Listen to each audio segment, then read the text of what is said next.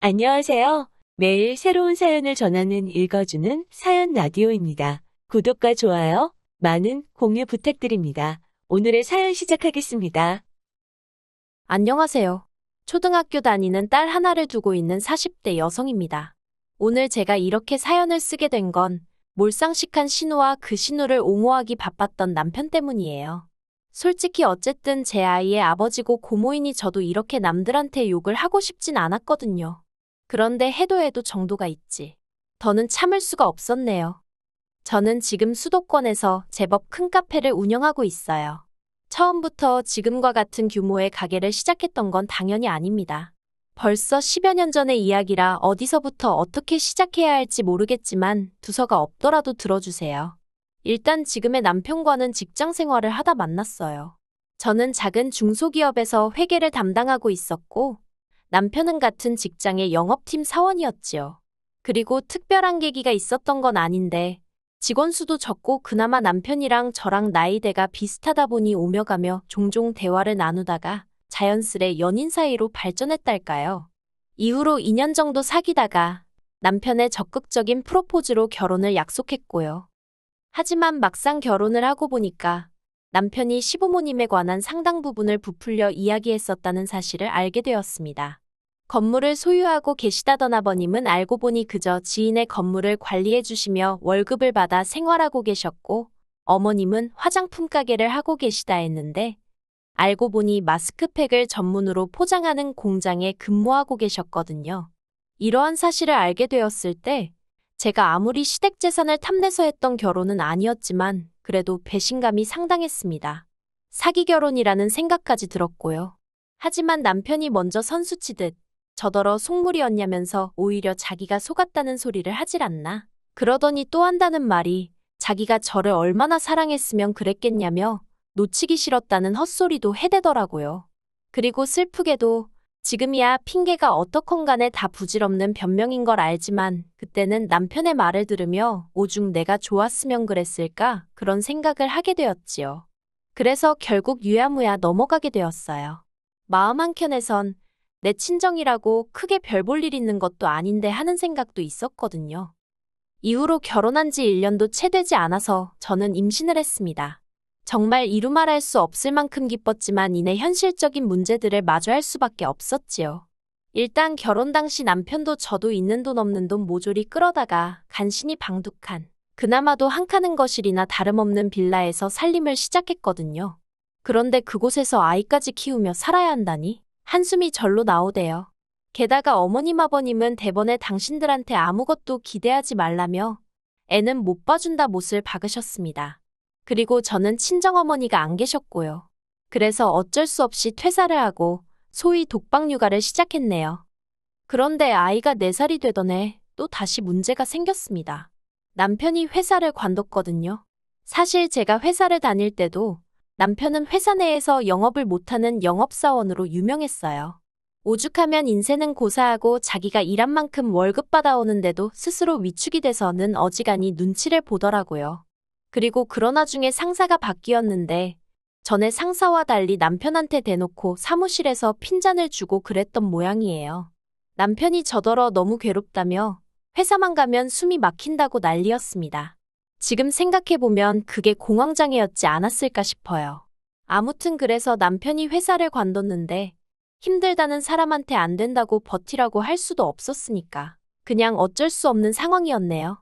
그래도 다행히 남편은 그렇게 무너지는 대신 바로 다른 길을 찾아 나서더라고요. 그리고 그렇게 찾은 곳은 남편의 지인이 운영하는 핸드폰 가게였습니다. 아무리 영업에 재능이 없어서 회사를 나오긴 했지만 평생 가져본 직업 또한 영업이었다 보니 다른 길은 시도는커녕 엄두도 안 내는 눈치였거든요. 솔직히 그런 남편의 모습이 안쓰럽기도 하고 한편으로는 답답하기도 하고 그런데 어머님 아버님이 저더러 하시는 말씀이 직장 관두고 술 먹고 폐인되는 사람들도 많다면서 저렇게 버텨주는 것만 해도 어디냐고 감사하게 생각하랍니다.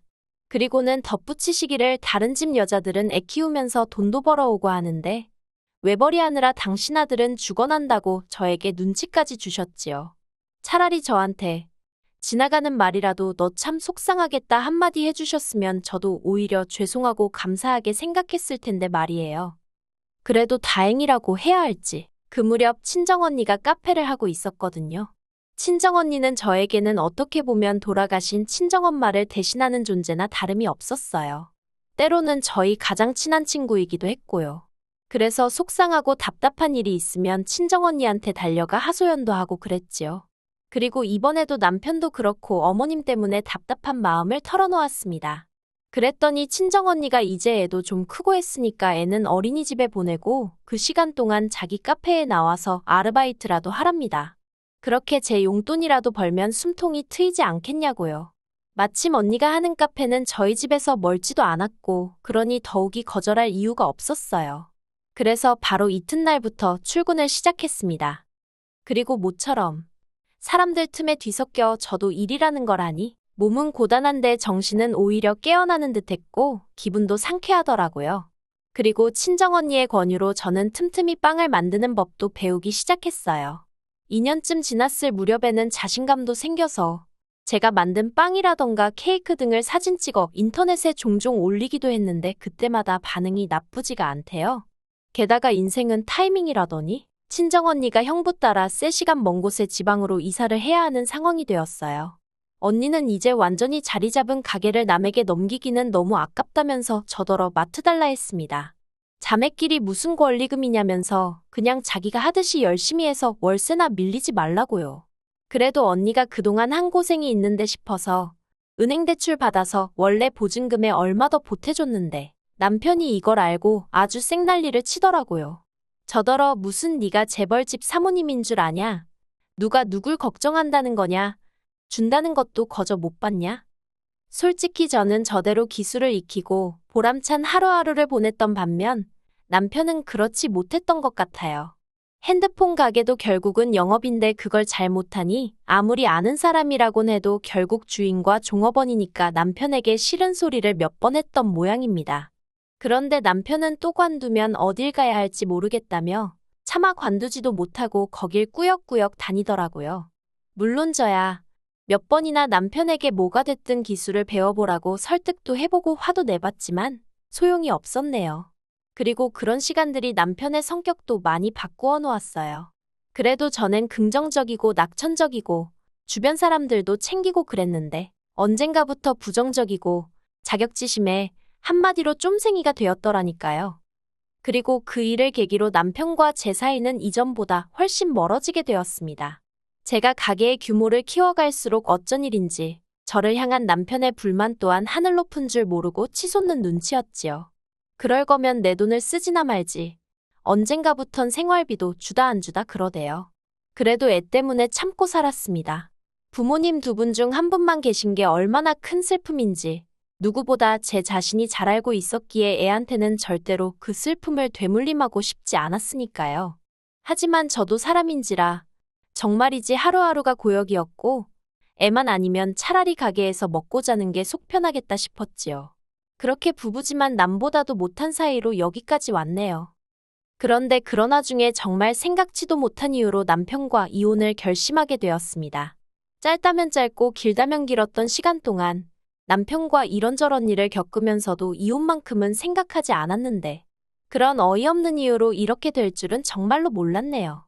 발단은 신우였습니다. 남편과 사이가 안 좋아진 이후로 신우는 자기 말로는 저를 생각해서 그랬다지만 툭하면 연락해서 그래도 여자가 참아줘야 하지 않겠냐? 애를 봐서라도 네가 한 번 쪄줘라. 그런 소리를 해대기 일쑤였지요. 하지만 솔직히 매번 너무 듣기 싫었고 마음 같아선 형님이나 그러고 살라고 쏘아붙이고 싶었는데 그나마 신우네랑 저희 집이랑 거리가 멀었거든요. 자주 안 보니까 그걸 위안 삼아서 대충 내내 하고 말았어요. 그런데 그 신우가 저희 집 근처로 이사를 왔습니다. 그리고 그게 화근이었어요. 이사 오고 얼마 지나지 않아서부터 신우는 걸핏하면 애 학교 가고 나면 자기가 할 일이 없다면서 저에게 자기를 아르바이트로 써달라고 부탁 아닌 부탁을 해오기 시작했습니다. 그리고 저 또한 신우의 그 답답한 마음을 모르는 바가 아니었기 때문에 마음 같아선 안 된다고 딱 잘라 말하고 싶었지만 차마 거절하기가 어렵더라고요. 그래서 하루에 4시간씩도 괜찮냐 하니까 흔쾌히 좋다 하길래 그러면 나오라 했어요. 그런데 문제는 신우가 막상 출근해서는 뭘 배우려는 의지도 없고 말 그대로 시간만 때우다 가려는 게 눈에 보였다는 거예요. 그리고 제 입장에선 어쨌든 제 사업장인데 그런 신우의 태도가 탐탁치 않았지요. 하지만 저를 더 화나게 한 건 신우가 돈통에 손을 대더라고요. 처음엔 눈치채지 못했습니다. 솔직히 말하면 제가 사장이긴 했어도 새벽부터 나가서 빵 굽고 장사하고 마감까지 하다 보니 정산을 못하는 날들이 많았거든요. 그리고 신우가 일을 시작하고 얼마 지나지 않아 돈이 1, 2만 원 비는 적이 몇 번 있었는데 그때도 그냥 내가 뭘 빼먹었나 보다 생각했지. 설마 신우고 다른 아르바이트생이고 가게 돈통에 손을 댈 거라곤 상상도 못했지요. 그런데 그 사실을 알게 된 건 아르바이트생 중 한 명이 관두면서 저에게 귀뜸을 해주더라고요. 사장님 가족이라서 자기가 말할까 말까 몇 번이나 망설였는데 그래도 알아야 할 것 같다면서 그리고는 자기 나름대로 증거라고 찾아놓은 것들을 저에게 건네주는데 정말 어이가 없었습니다. 밑장빼기라고 해야 하나 가끔 나이 많은 손님들은 카운터에서 계산 안 하시고 자리에서 계산해달라고 하시는 분들이 있거든요. 그럼 그분들 건 슬쩍 자기가 챙기기도 하고 빵 2개 팔고 하나 팔았다고 하곤 남은 돈 챙기고 가랑비에 옷 젖는 줄 모른다는 말처럼 1, 2만 원이라고 안일하게 넘겼던 제가 문제였습니다. 떠나는 아르바이트생이 건네준 자료만 치더라도 신우가 가져간 돈은 100만 원 가까이 되었거든요. 도저히 그냥 넘어갈 문제가 아니라고 생각했지만 그렇다고 남편이나 어머님 아버님이 알게 하고 싶지는 않았어요. 어쨌든 신우도 자기 나름대로 체면도 있고 자존심도 있을 테니 같은 여자이자 애 키우는 엄마로서 그건 지켜주고 싶었달까요. 그리고 혹시나 말 못할 사연이라도 있는 거면 차라리 내가 도와주자라는 생각도 했습니다. 그래서 신우에게 할이야기가 있다고 출근 전에 밖에서 잠깐 만나자고 했지요. 그렇게 만난 신우에게 저는 단도직입적으로 돈통에서 왜 돈을 가져갔냐고 물었습니다. 가족 간의 일을 크게 만들고 싶은 생각도 없고 돈 내놓으라고 하지도 않을 테니 이유나 들어보자고요. 그랬는데 신우는 아주 부들부들 떨면서 자기를 뭘로 보고 그런 말을 하냐면서 당장이라도 저를 잡아먹을 듯 노려보는 게 아니겠어요? 어이가 없고 안 되겠다 싶어서 아르바이트생으로부터 받은 자료들을 신우 눈앞에 꺼내놨습니다. 그랬더니 신우가 다 모함이라면서 그 아르바이트생이 미친 X라고 욕을 하는 게 아니겠어요. 어찌나 완강히 부정을 하던지 저도 더는 추궁하지 못하고 일단 알겠다 했습니다. 그리고 저는 다른 직원들 누구에도 말하지 않고 카페 내 보안을 좀 더 강화했습니다.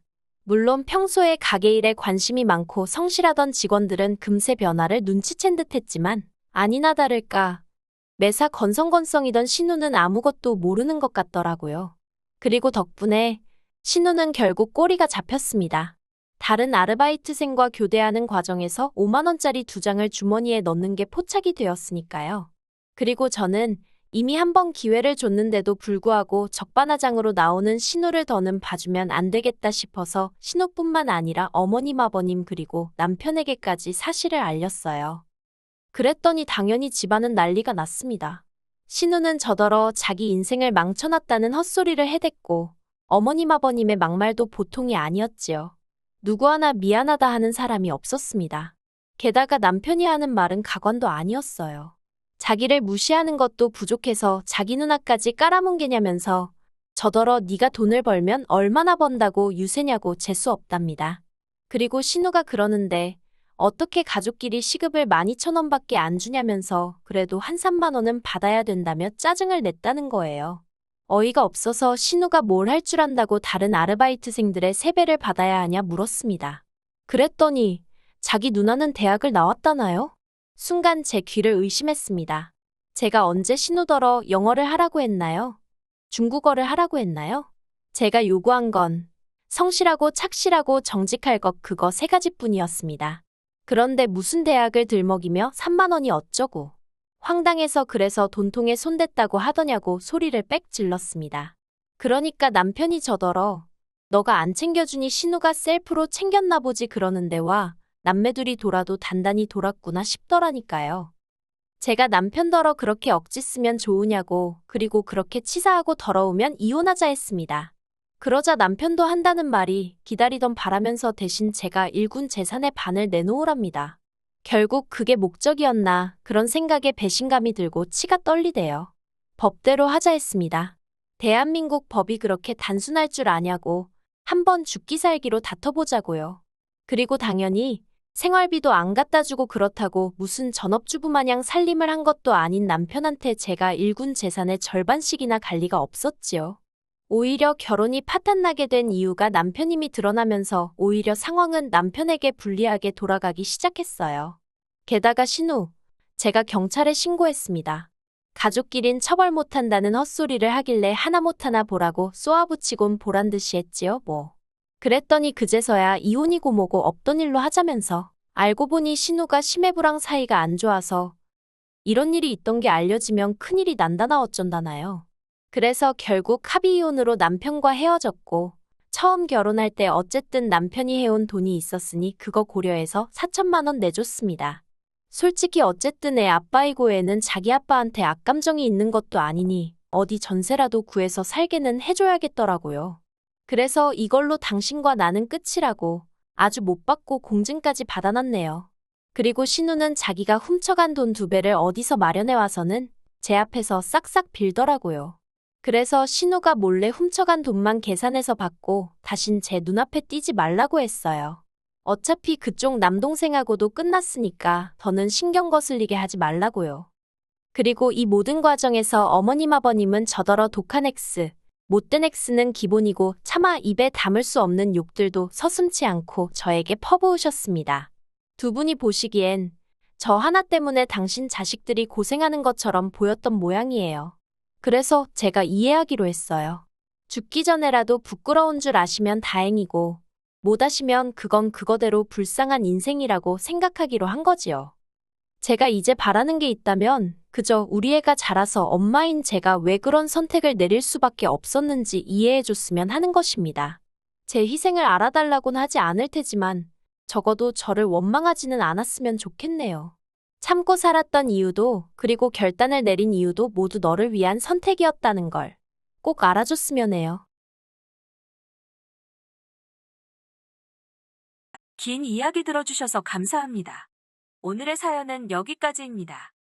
구독과 좋아요, 알람 설정해주시면 앞으로 더 좋은 사연으로 찾아오겠습니다. 감사합니다.